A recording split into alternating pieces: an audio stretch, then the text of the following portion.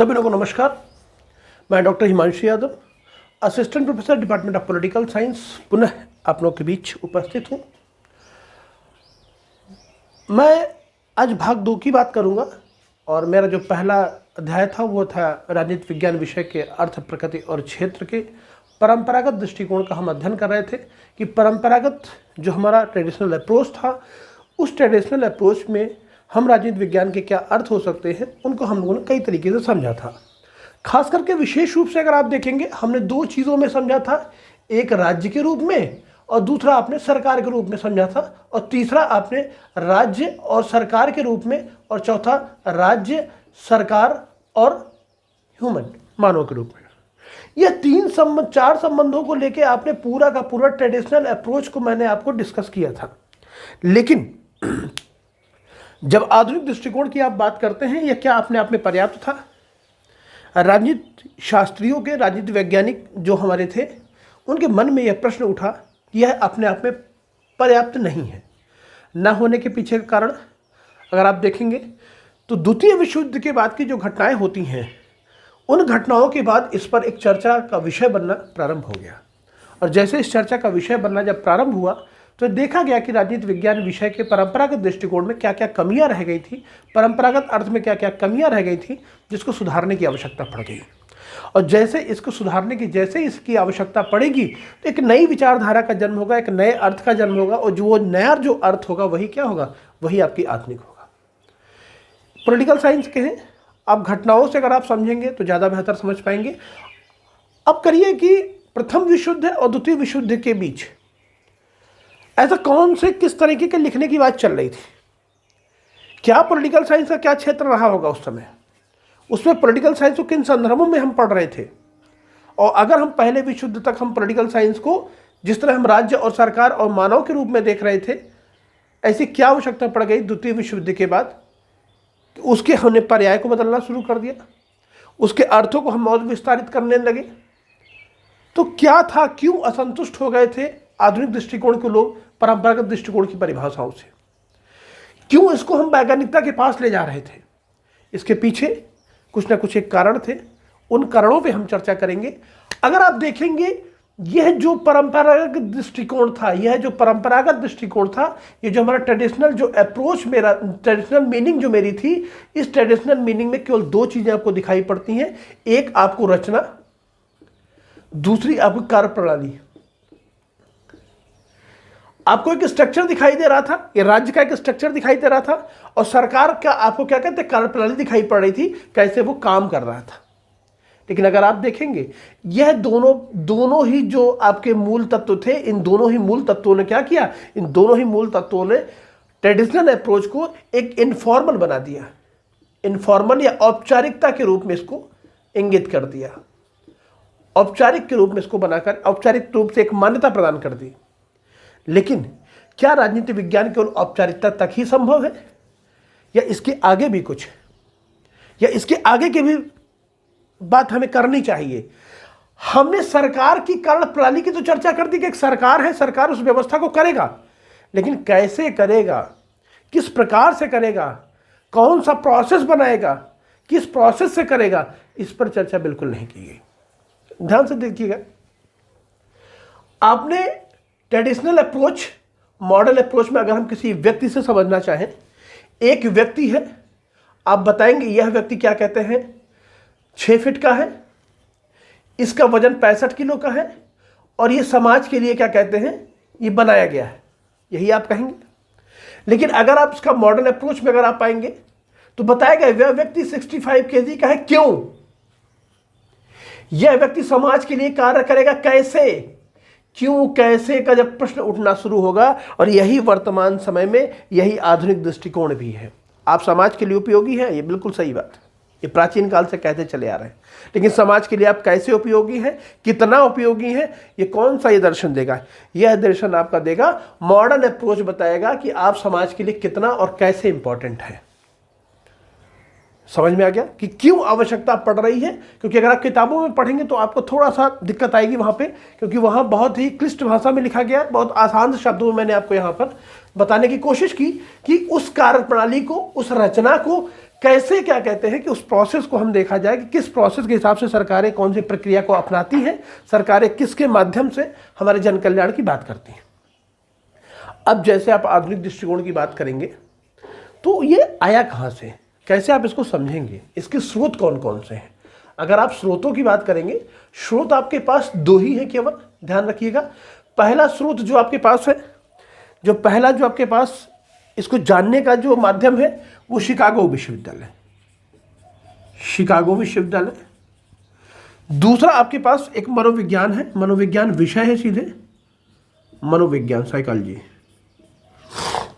देखिए एक चीज बहुत इंपॉर्टेंट हो जाती है, आप अपने जहन में, अपने दिमाग में बैठा लीजिए आज, कि जब भी कभी अगर कोई बात आप करेंगे तो अमेरिका को आप पीछे नहीं छोड़ेंगे। जितने भी पॉलिटिकल साइंटिस्ट आ रहे हैं, जितनी भी चीज़ें उसमें बढ़ रही थी, जितने भी आप अच्छे अच्छे थियरीज आप देख रहे होंगे, जितने कॉन्सेप्ट आपके पास आ रहे हैं, वो सारे कॉन्सेप्ट का जन्म कहाँ से हो रहा होगा? अमेरिका से होगा। आज भी आप देखते हैं, हम तुलना जब करने की बात आती है तो आप कहाँ से करते हैं? अमेरिका से करते हैं। जो वर्चस्व उसने उस समय का कायम कर रखा था, वो वर्तमान समय में भी कहीं ना कहीं उस तरह का बना हुआ है। शिकागो विश्वविद्यालय में जो इसकी जो प्रतिनिधित्व कर रहे थे वो चार्ल्स मेरियम साहब थे। चार्ल्स मेरियम साहब थे। ये कहना क्या चाह रहे थे, और ये राजनीति विज्ञान को बिल्कुल विज्ञान बनाने के करीब ले आए थे, विज्ञान बनाना चाह रहे थे। और विज्ञान बनाने के क्रम में क्या किया इन्होंने? तमाम सारे अनुभवों को, तथ्यों को, व्यवहारों को, समाजशास्त्रियों को, अर्थशास्त्रियों को, सबको एक साथ जोड़ने क्या किया इन्होंने? कोशिश की। इनका कहना था कि तार्किक अनुभवात की हम बात करेंगे, हम तथ्यों की बात करेंगे, हम व्यवहार की बात करेंगे, हम समाजशास्त्रीय पद्धतियों की बात करेंगे, हम अर्थव्यवस्था की बात करेंगे। इससे क्या होगा? इससे हम उस दर्शन से, उस अर्थशास्त्र से, उस समाजशास्त्र से, उस मानव शास्त्र से हम क्या करेंगे? एक राजनीति विज्ञान को नई दिशा और दशा देंगे कि यह मनुष्य, यह जो विज्ञान, ये राजनीति विज्ञान का जो हम अर्थ समझ रहे हैं आधुनिक परिप्रेक्ष्य में, वो कैसे समाजशास्त्र के लिए, कैसे दर्शन शास्त्र के लिए, कैसे अर्थशास्त्र के लिए और कैसे मानव शास्त्र के लिए इंपॉर्टेंट होता। ऐसी बात कौन कर रहा था? चार्ल्स मेरियम साहब कर रहे थे। उस पर प्रोफेसर चार्ल्स मेरियम साहब ने, यह जब आप वैज्ञानिकता की बात करेंगे, आप जब वैज्ञानिकता की बात करेंगे तो क्या आप मूल्यों की भी बात कर पाएंगे? मेरे ख्याल से नहीं कर पाएंगे। आप मूल्यों की बात को आप कहीं ना कहीं आप नकारने की कोशिश करेंगे, और जब आप मूल्यों की बात को नकारने की बात करेंगे तब कहीं ना कहीं उसमें दूसरे भी पक्ष, दूसरा भी धड़ा जो है वो भी उतर के सामने आ जाता है। इसलिए मनोविज्ञान जब उतर के आता है तो मनोविज्ञान कहता है कि हम जिस भी सरकार को, जिस भी सत्ता को, जिस भी व्यवस्था को चलाना है, उस व्यवस्था को चलाने के लिए कुछ पैरामीटर्स होते हैं, उन पैरामीटर्स के हिसाब से हम काम कर सकते हैं। इसमें देखिए कौन कौन आ रहे हैं? प्रोफेसर रेनेसिस साहब हैं, लियर्ड साहब हैं, और इसमें प्रोफेसर जोस फेर्स, ये 3 राइटर्स थे। इन 3 राइटर्स ने भी राजनीति विज्ञान के अर्थ को मनोविज्ञान के परिप्रेक्ष्य में परिभाषित करने की कोशिश की कि ये मनोविज्ञान जो है, मनोविज्ञान के माध्यम से हम पॉलिटिकल साइंस को समझ सकते हैं। अब इनके समझने के लिए दोनों के बीच में क्या हुआ? एक सामंजस्य बना, कि दोनों के बीच में जोड़ के एक सामंजस्य बना कि कैसे पॉलिटिकल साइंस को बेसिकली समझा जाए, पॉलिटिकल साइंस के अर्थ को मॉडर्न अप्रोच के रूप में कैसे देखा जाए, मॉडर्न मीनिंग के रूप में कैसे देखा जाए। उसके इन्होंने क्या किया? कुछ पॉइंट्स आपको बताएं, उसके आधार पे बताएंगे कि राजनीति विज्ञान का जो आधुनिक जो अर्थ है वो किस संदर्भों में दिया जा रहा है, किस प्रकार से लिया जा रहा है, उस विषय पे देखिए आप।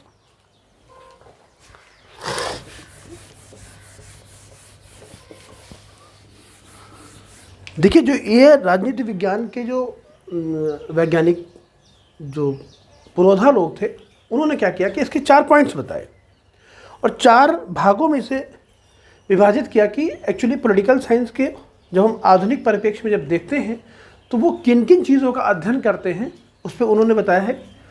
देखिए नोट कर लीजिएगा। राजनीति शास्त्र जो है वो मानवीय क्रियाओं का अध्ययन करता है। पॉलिटिकल साइंस में क्या है, मानवीय क्रियाओं का अध्ययन होता है, मानवीय क्रियाओं का अध्ययन होता है, क्रियाओं का अध्ययन किया जाता है। दूसरे नंबर पर अगर आप देखेंगे कहता है कि पॉलिटिकल साइंस में शक्ति का अध्ययन किया जाता है, शक्ति का अध्ययन किया जाता है। नंबर तीसरा अगर आप देखेंगे राजनीति शास्त्र में राजनीतिक व्यवस्थाओं का अध्ययन किया जाता है, राजनीतिक व्यवस्था का अध्ययन, व्यवस्था का अध्ययन।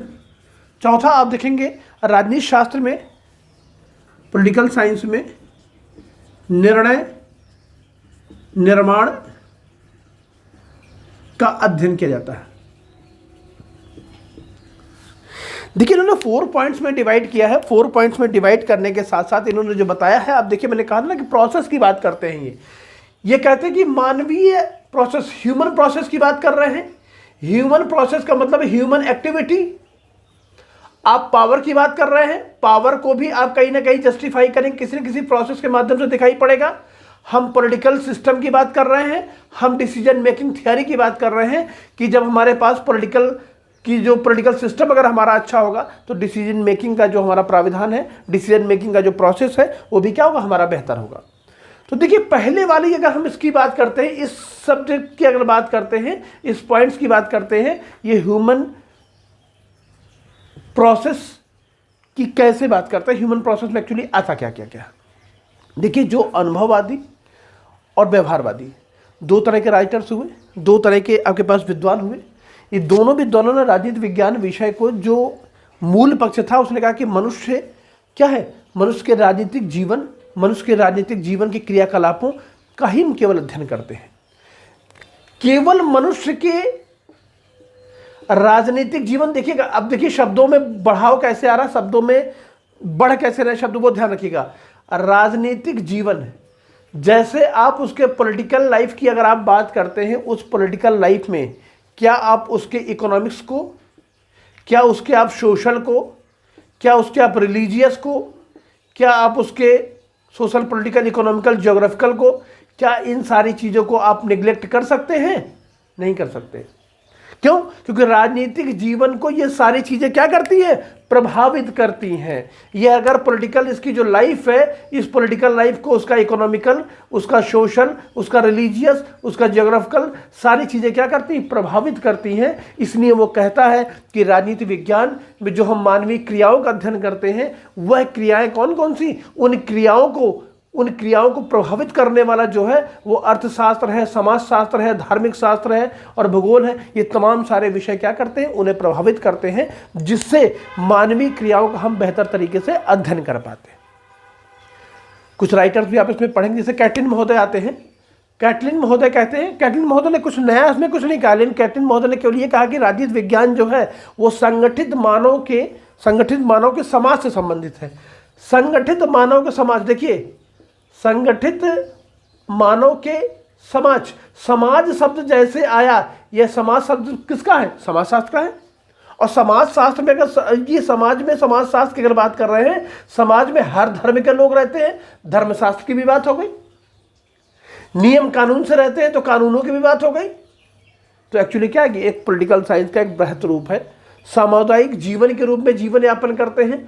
ये समुदाय जो है, ये समुदाय कैसे बनेगा, जिस समुदाय के पीछे कुछ ना कुछ पॉलिटिकल क्या होगा, पॉलिटिकल आपके पास थिंकिंग होगी, कुछ ना कुछ राजनीतिक चेतना होगी, पॉलिटिकल कॉन्शियस होगा। उस पॉलिटिकल कॉन्शियस की वजह से क्या कहते हैं, आप एक दूसरे के साथ जुड़ पा रहे हैं, एक दूसरे के साथ मिलकर काम कर पा रहे हैं। एक राइटर और जूनिवेले आते हैं।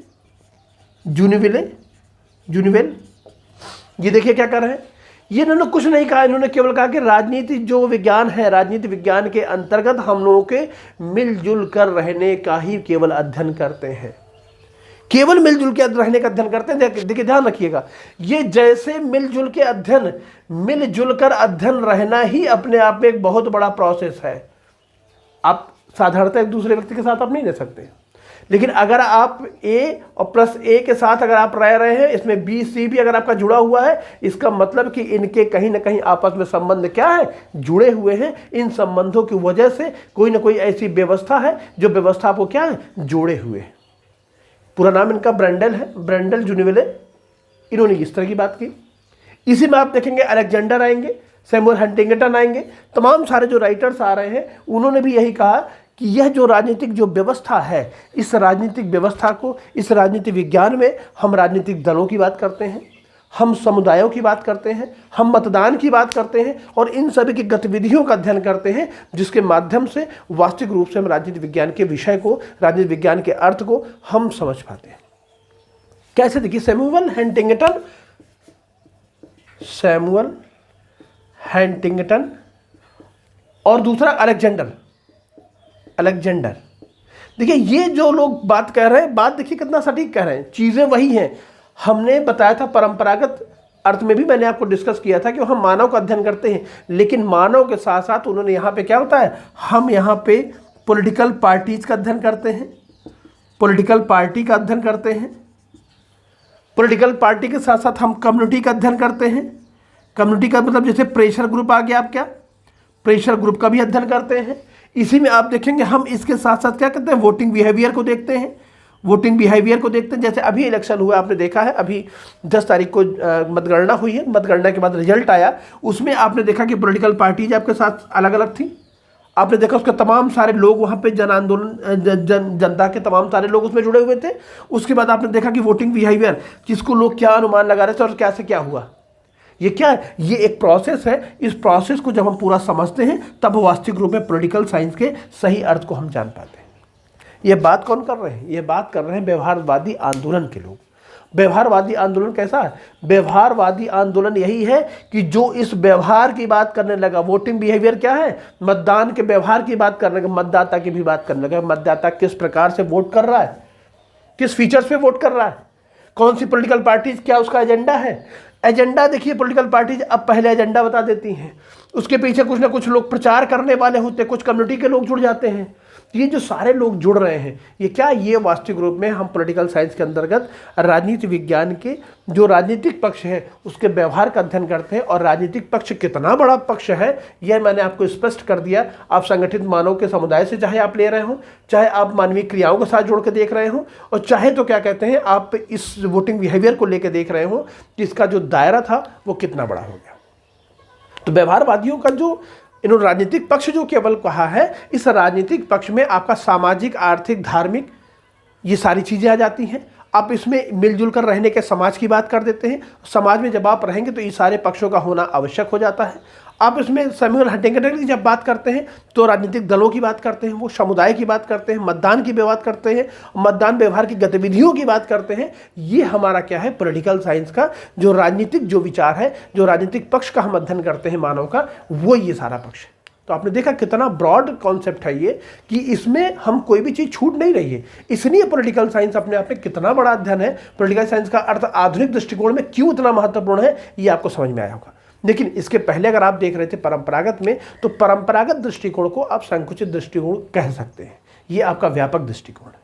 तो आइए दूसरा मैं स्टेप आपसे चर्चा करता हूं। इसका जो दूसरा हमारा है वो पावर के रूप में है।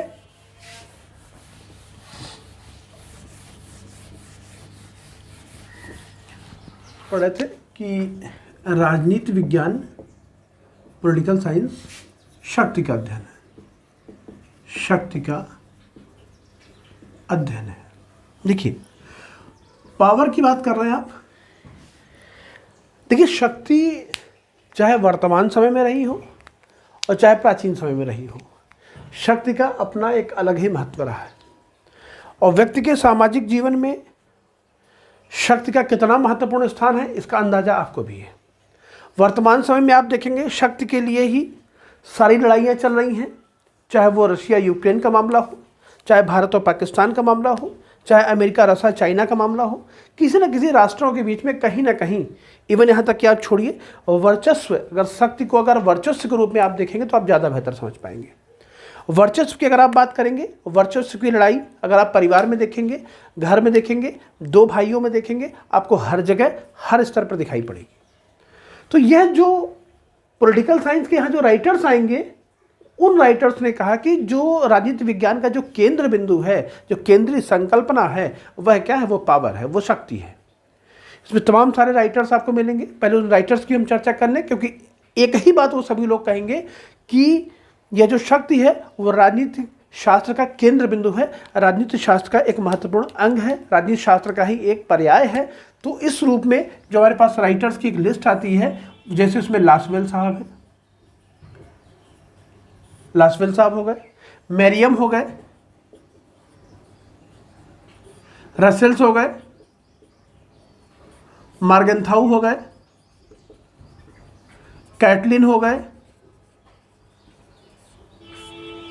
पामर हो गए। तमाम सारे एक राइटर्स की आपके पास पूरी एक लिस्ट होगी, गिल्ड एंड पामर,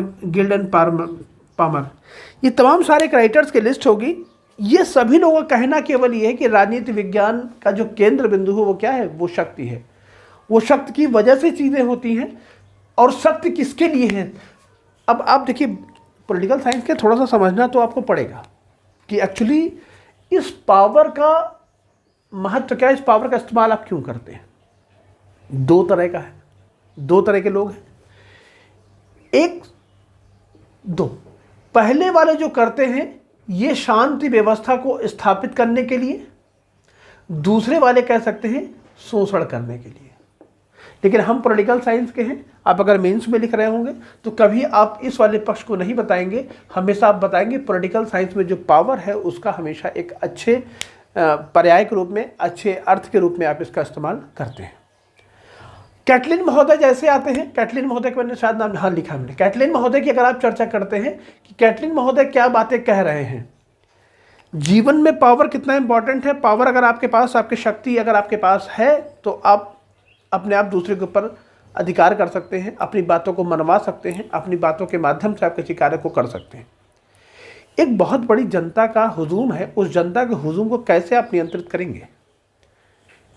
आप कहते हैं आपका मन बड़ा शक्तिशाली है, मन आपका पावरफुल है, आप जो चीज़ सोच लेते हैं उस काम को आप कर लेते हैं। मन का पावर है यहाँ पे, आपके शरीर के अंदर पावर की बात आप करते हैं। वह राज्य बहुत शक्तिशाली है, आप राज्य की शक्ति की बात करते हैं। वह देश बहुत शक्तिशाली है, आप देश की बात कर सकते हैं। तो ये क्या है, यहाँ पे व्यवस्थाएं क्या है? आप जातियों की बात करते हैं, फला जातियाँ बहुत शक्तिशाली हैं। तो एक छोटे से गांव से निकलकर उस जाति, उस समाज, उस राष्ट्र, उस देश तक आप पहुँच रहे हैं। जिसका मतलब है कि पावर का जो कॉन्सेप्ट है वो हमारी पर्सनल लाइफ में, हमारी पॉलिटिकल लाइफ में, हमारी सोशल लाइफ में कहीं ना कहीं बहुत महत्वपूर्ण स्थान रखती है। अगर आप देखेंगे कैटलिन की बात अगर आप करेंगे, कैटलिन ने कहा है कि जो राजनीति विज्ञान है, जो राजनीति विज्ञान का जो हमारा अभिप्राय है वो क्या है? वह केवल सत्ताधारियों को प्रभावित करना। जो संघर्ष हो रहा है, इस संघर्ष को रोकना, इस संघर्ष को रोकना।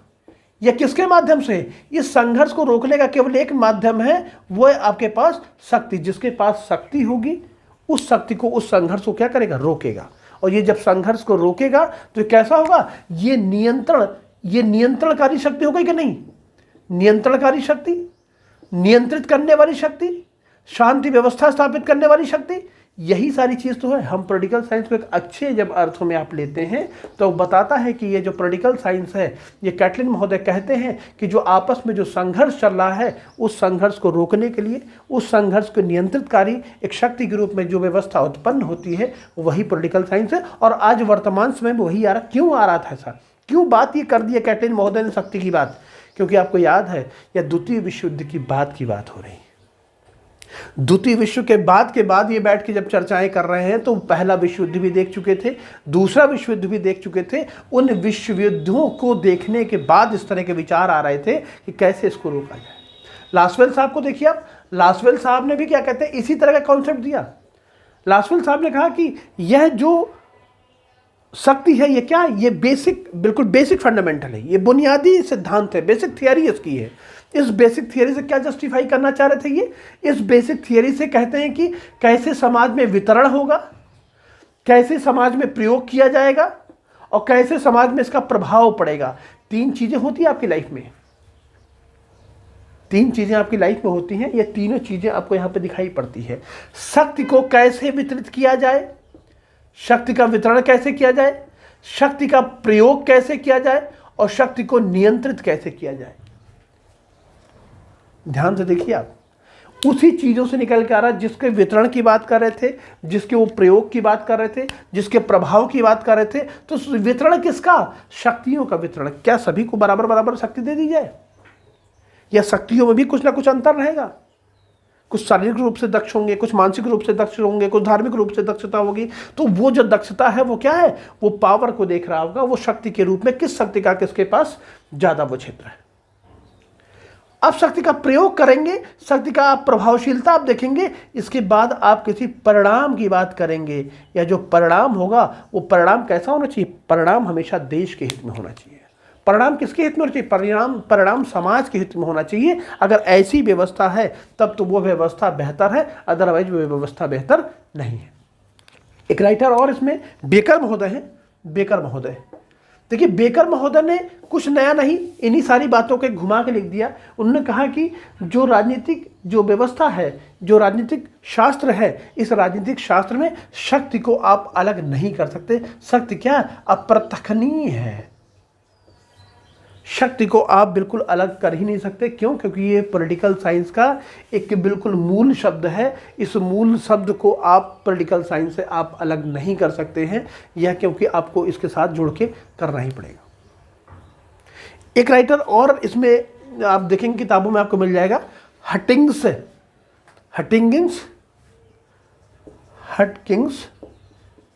यह जो राइटर आते हैं इन्होंने भी कुछ नया नहीं कहा है। इन्होंने केवल कहा कि राज्य के अंतर्गत हम उन संस्थाओं का ही अध्ययन नहीं करते हैं, इसमें हम उन संस्थाओं के अंदर क्या ताकत, जब कोई मानी सपोज दैट एक संस्था है, मानी एसपीएम अपने इलाहाबाद यूनिवर्सिटी एक संस्था है, इलाहाबाद यूनिवर्सिटी एक संस्था है, इस संस्था के पास भी तो कुछ पावर होंगे। तो पावर है इंपॉर्टेंट कि नहीं, ये बताइए मुझे आप। तो हटकिंग साहब ने कुछ नया नहीं, केवल यही कहा कि जो संस्थाएं होती हैं, यह संस्थाएं ही मात्र सब कुछ सर्वे सर्वा नहीं होती हैं। इन संस्थाएं महत्वपूर्ण तब होती हैं कि इनके पास कितना पावर है। अगर यह इसके पास संस्था का है तब तो ठीक है। अगर आप घर के बड़े बेटे हैं, आपके पास क्या पावर है, क्या राइट्स आपके पास है, आपके पिताजी के पास क्या राइट्स, क्या पावर है, आपके दादाजी के पास क्या पावर है, ये सारे पावर सबके पास कहीं ना कहीं कुछ ना कुछ पावर है। क्योंकि उसी पावर की वजह से आपकी मान सम्मान क्या होता है, आपका जो दायरा होता है वो दायरा घटता और बढ़ता रहता है। यह बताया इन्होंने कि कितना इंपॉर्टेंट ये हो जाता है। मार्गन्थाउ अगर कहेंगे, मार्गन्थाउ को जब इंटरनेशनल रिलेशन में आप पढ़ रहे होंगे तो आप देखेंगे कि राज्यों के बीच केवल शक्तियों की केवल प्रतिस्पर्धा है और कुछ नहीं। केवल शक्ति ही सबसे ज़्यादा महत्वपूर्ण है, शक्ति के अलावा कुछ भी महत्वपूर्ण नहीं है। शक्ति के माध्यम से ही आपको सत्ता प्राप्त करना आपका उद्देश्य है, बाकी आपका कोई दूसरा उद्देश्य नहीं है। अब गिल्ड और पार्किंसन की अगर आप बात कर, अब सॉरी एक और राइटर्स आपको दिमाग में बैठाइएगा आप, हज़ार और स्टीवेंस।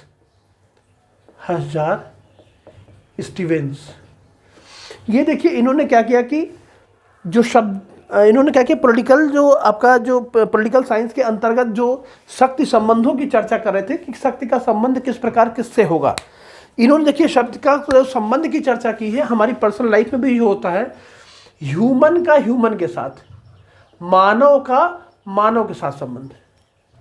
फिर उन्होंने कहा कि मानव का राज्य के साथ संबंध, ह्यूमन का स्टेट के साथ संबंध।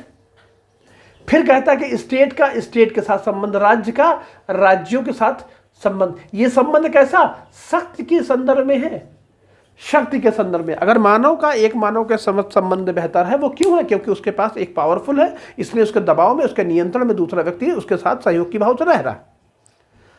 एक व्यक्ति का राज्य के साथ क्या है?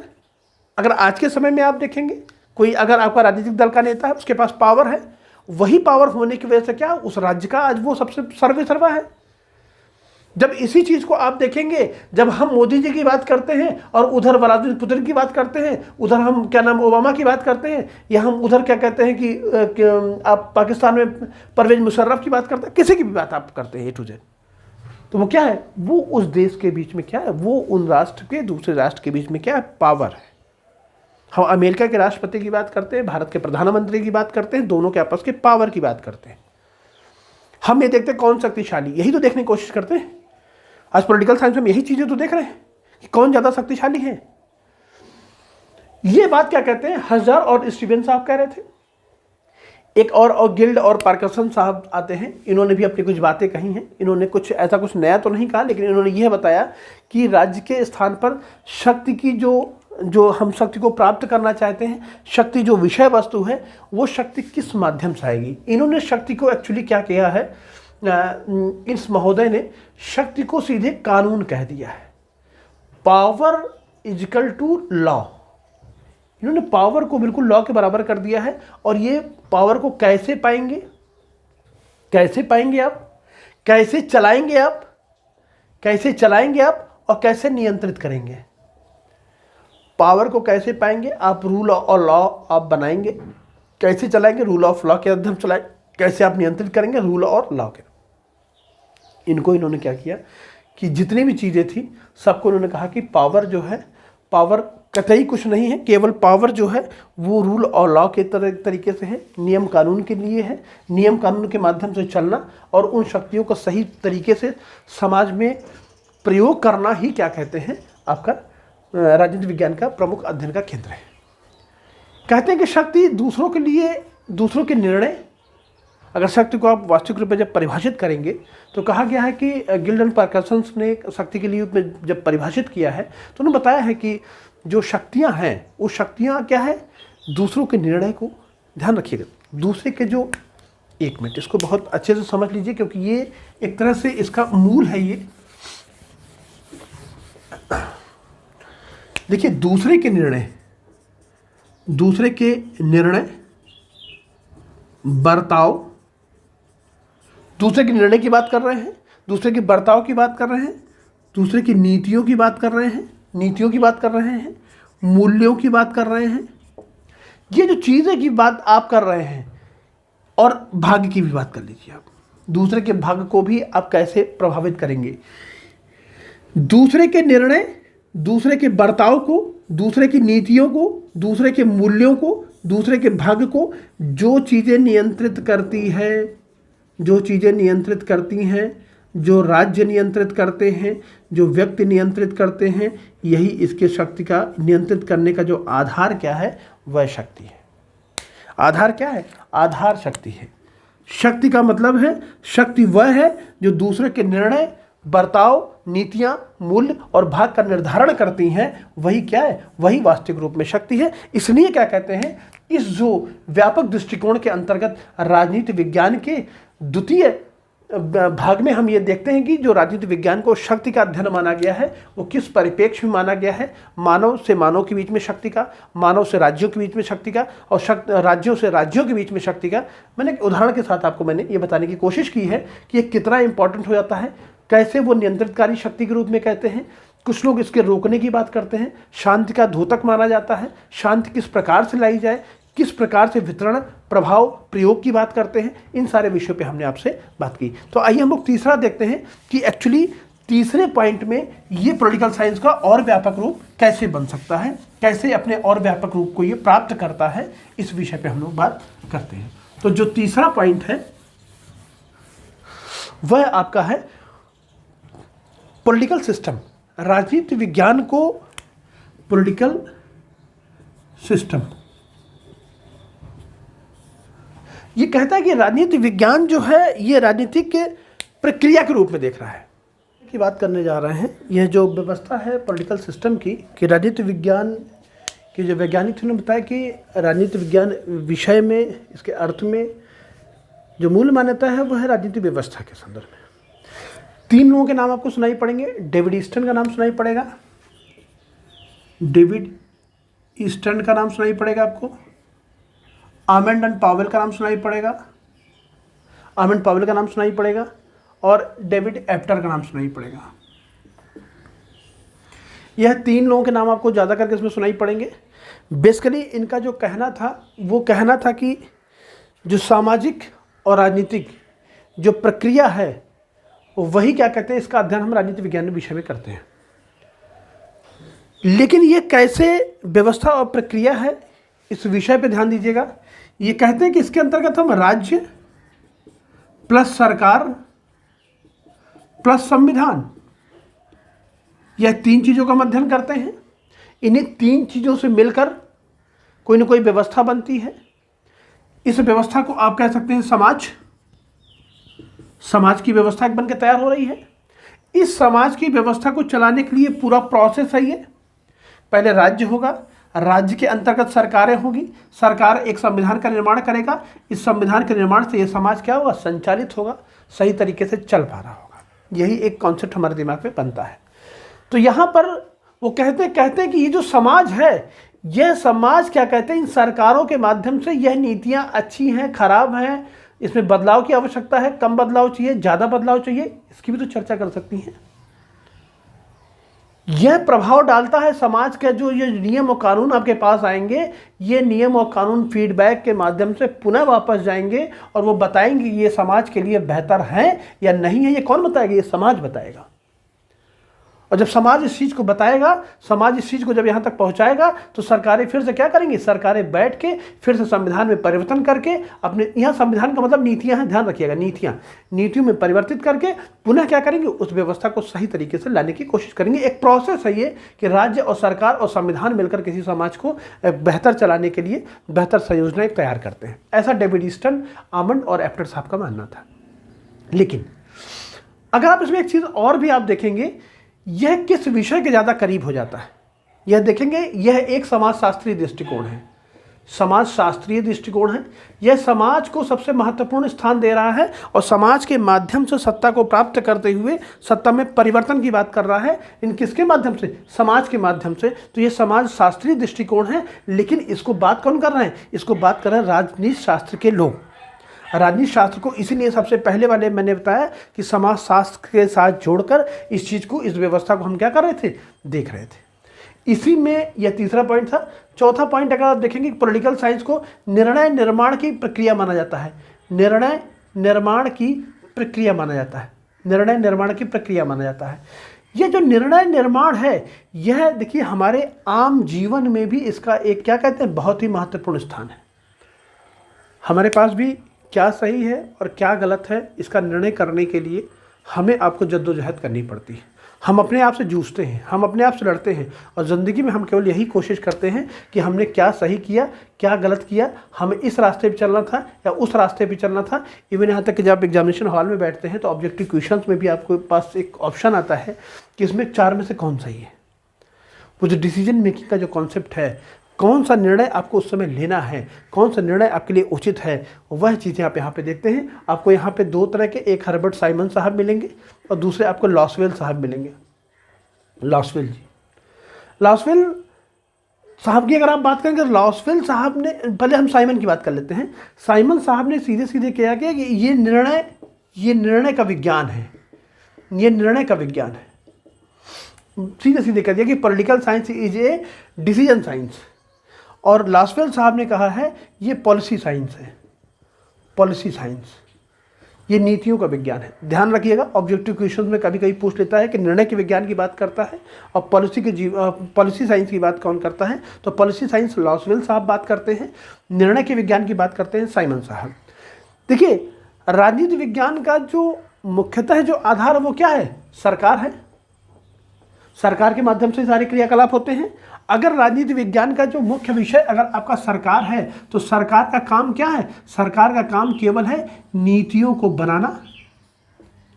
बनाने से पहले एक दिमाग में प्रश्न उठता है, कौन सी नीतियां बेहतर हैं और कौन सी नीतियां बेहतर नहीं है, किसको पहले लागू करें, किसको बाद में लागू करें, कौन से समाज के लिए हितकारी है, कौन से समाज के लिए अहितकारी है।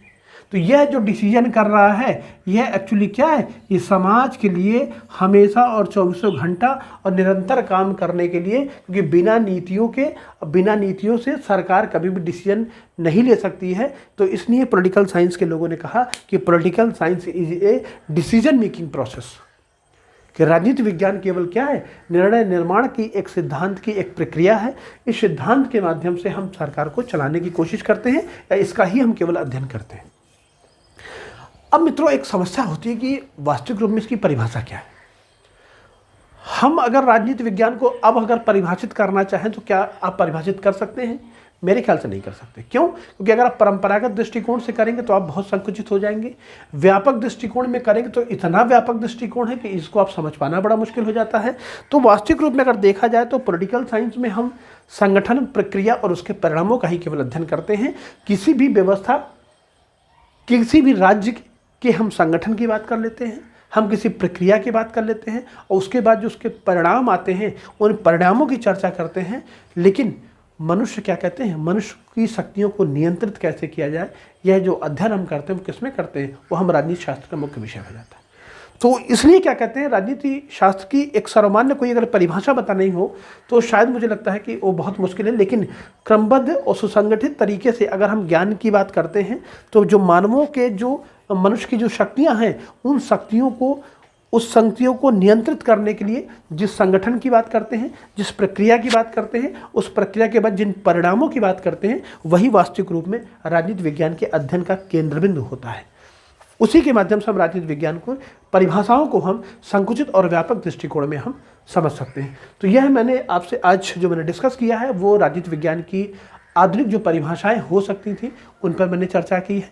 मैं एक बार रिकैप आपको कर दूं कि हमने यहाँ पे ह्यूमन प्रोसेस की बात की थी, ह्यूमन रिलेशन की बात की थी, हमने पावर की बात की थी, हमने पॉलिटिकल सिस्टम की बात की थी, हमने डिसीजन मेकिंग की बात की थी।